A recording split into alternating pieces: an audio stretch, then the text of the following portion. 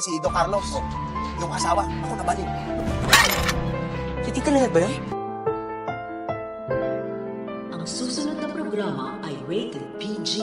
Ito ay nangangailangan ng patnubay at gabay ng magulang para sa mga batang manonood.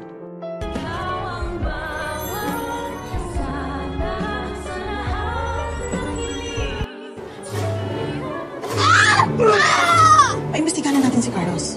Wala na nga talagang paraan para makatakas si Lynette sa kanyang sariling pamamaraan dahil nga lahat ng kanyang ginawa ay mga palpak naman. Lalo pa ngayon na pagbubuntalin siya ng kanyang asawa matapos niya itong sagutin. Samantala dahil ilang araw nang nawawala si Lynette at si Carlos ay maiisip ni Giselle na kailangan na yata nila itong paimbestigahan sa kanilang private investigator na si Froilan. Pero bago pa nga tawagan ni Robert itong si Froilan ay biglang sasabat itong si Justin at pagmamalaki niya na maaari daw siyang makatulong sa pag-iimbestiga dito kay Carlos dahil matatanda ang may mga ebidensya na nga siyang hawak laban dito kay Carlos. Pero wag lang talagang kumontra itong si Eric dahil alam naman natin na lahat ng plano ni Giselle ay pilit sinasabutahin ito. Sa kabilang banda, ito naman palang si Araman ay may pagkamarites din dahil ikakwento niya sa kanyang mga kainuman na ito daw palang asawa ni Don Carlos ay nababaliw na.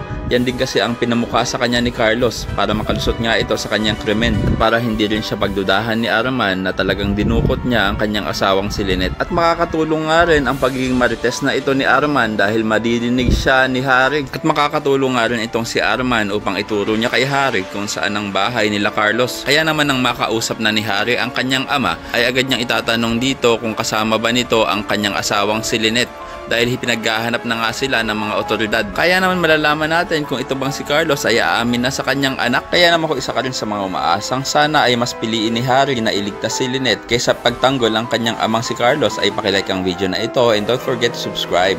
Thanks for watching and see you next time. Bye bye!